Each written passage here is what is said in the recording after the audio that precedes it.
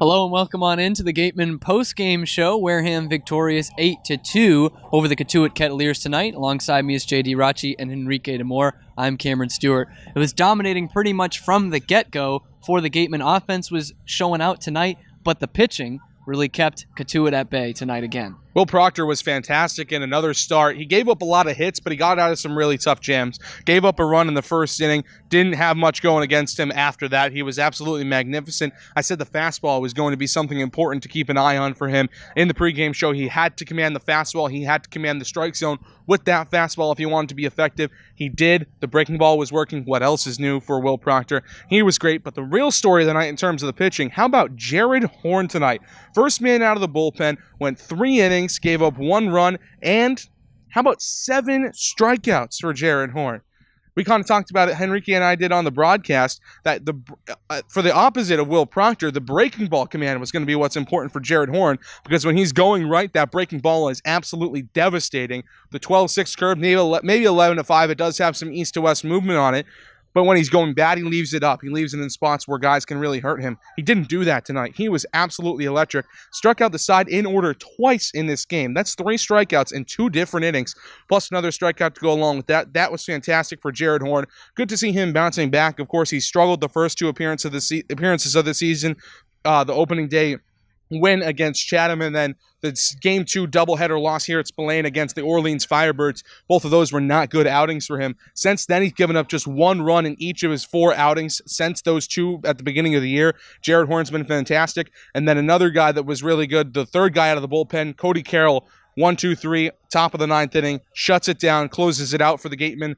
The slider was nasty today for Cody Carroll. We were talking about it on the broadcast. When you're a closer and you're a late innings guy, you need to have an electric out pitch. And we had seen Cody Carroll in a lot of long relief appearances at the beginning of his tenure with the Gatemen. Last 2 appearances he's made have been in the 9th inning. And we were questioning, whether that slider could be the out pitch for Cody Carroll that every good reliever and every good closer needs. Mariano Rivera had the cutter. Well, it's the slider for Cody Carroll. It was electric tonight. Got the final 3 outs he needed to get. 2 of them on strikeouts. Great night all around for the Gatemen pitching staff. Maybe the best outing of the year for Jared Horn. You mentioned it, striking out the side twice.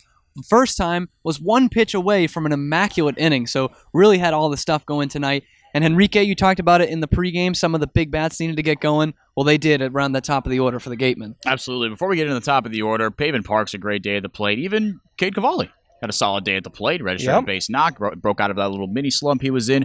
But how about Austin Shenton and Sahid Valenzuela in that 2-3? My goodness. Both broke out of slumps in big ways. We were talking about it in the pregame show and how big that was going to be. Shenton busts out of a slump. He's back over the 400 mark. 3 hits for him, 3 hits for Valenzuela. And Sahid Valenzuela went deep again. He's got as many home runs as Austin Shenton now. Took one over the right center field wall. That was awesome to see someone from the right side, now from the left side. On a day where Isaac Collins was a little silent from the top of the plate, or top of the order, I should say, but he did walk and score. And the Gatemen offense, they just took advantage of mistakes by Anthony Veneziano, who just did not have it today. It was a very forgettable start for him. 4 earned runs in just a third of an inning of work for him. But the Gatemen offense, they took advantage of it. They kept the line moving. Singles, doubles. Stolen base, that's the 1 stolen base, I think, for the Gatemen. I forget who. But the fact of the matter is, it was just next man up. Collins didn't have a day. All right, Valenzuela and Shenton, they step up. Parks had a good day at the plate. He had 2 doubles, 3 RBIs. On the bottom of the order, Skylar Hunter, he had a tough day at the plate, but hit a couple balls hard. And like we mentioned, Shenton and Valenzuela, it really began and ended with them. They had awesome days at the plate.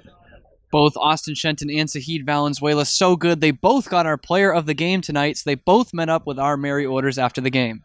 Thanks, guys. I'm here with tonight's players of the game, Sahid Valenzuela and Austin Shenton. Now, Sahid, you got a home run in the 4th inning, and it was on the first pitch. Can you take us through the at-bat? I knew I was going to get a first pitch fastball because in my other at-bat, I had a tough at-bat, but it was my first time facing him, so I just ambushed the fastball and put a good swing on it. And Austin, you went 3 for 5 tonight with 1 RBI. What was working for you? Just trying to be on time for whatever the pitcher threw to me, and just trying to stick to my approach, do what I know how to do, which is try to find some barrel. And what pitches were you seeing out there tonight? I feel like right-handers primarily throw me fastball changeup mix. Move in and out, and then left-handers try to throw a 2-seam in and then flip a curveball to the outer half. So Just trying to stay on all those pitches and be on time for whatever he threw to me. And we talked a few days ago, and I asked you guys if you could choose a Gateman coach to be your dad, who would it be? And you both said Don. So I was wondering, on the field, how does Don help you during games, all that? Lately, Don's been helping me with my hitting, and we've been working in the cage. So he's just helping me with my swing a little bit, and I mean, he helps me with everything else, like that comes with baseball, even the mental side of the game too. So that's why I chose him, because he gives us a lot of wisdom. Good. How about you, Austin? Well, I think Don, the man, the myth, the Sneddon. You can't say enough about the guy. He's a great manager. He knows how to manage players, get them to do the most, to get them to be the best that they can be at night in and night out. So I think Don's just a great role model for anyone, I feel like, and couldn't be happier with being here and having him be my manager for this summer. And lastly, you guys are tied right now with 2 home runs apiece. Any predictions on who's going to have more at the end of the season? I mean, we'll see what happens. Hopefully I get more first pitch fastballs than I can do.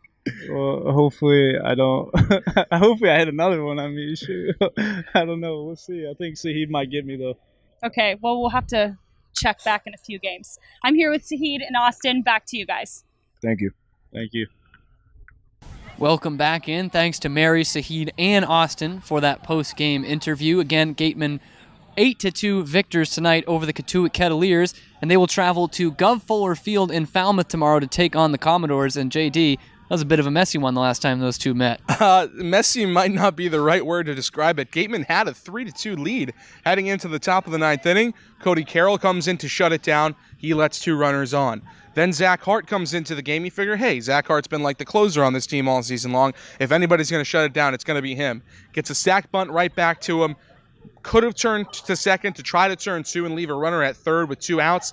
Tried to cut down the lead runner at third, threw wide of the bag. A couple of runs come in to score on that play. Then 4 runs score in the top of the 9th inning. The Gatemen get 1 back in the bottom half of the 9th to get it a little bit closer, but end up losing 6-4 in what was really a bullpen meltdown for the Gatemen. Going into that inning, they had been fantastic all day long. The pitching had been great. The hitting had been good enough.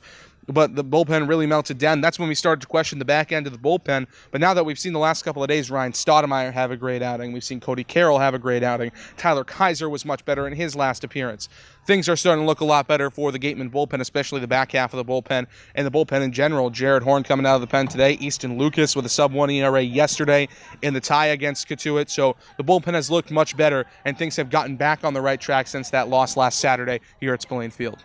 Commodores Henrique, another one of those teams we talked about in the pregame, desperate for wins, going to try and solidify their place in the playoff picture. And in their lineup, they had the Cape League Player of the Week last week. So what are we looking for them tomorrow? That's Kyle Stowers, like you mentioned, Cape League Player of the Week. He had an RBI in the loss today to YD 4-2. So they lost. Bourne lost and Cotuit lost. So that bottom half really of the West Division, still a bit of a logjam. All that separated by 1 point in just a half game.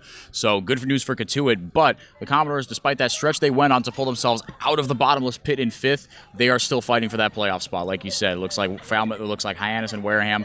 They are probably going to make the playoffs, most likely, even though Hyannis is a bit of a weird team. As we get later into the season, they just keep on winning. They took down Bourne 5-2 today. But focusing on Falmouth, Adam Langworthy also an RBI today. Cam Cannon, really good. He's got a team-leading 6 RBIs. Stowers, a .342 batting average, 11 RBIs. Those RBIs good for third most on Falmouth, and that batting average the highest on the team. Their pitching staff is serviceable, but it's been the offense for them. I mean, their run differential is the 3rd best in the Cape. It's in the double digits, I believe, at 14 coming into the game today. So, I mean, they're going to come out swinging. And, I mean, the Gatemen aren't going to forget what happened to them last time these two teams met.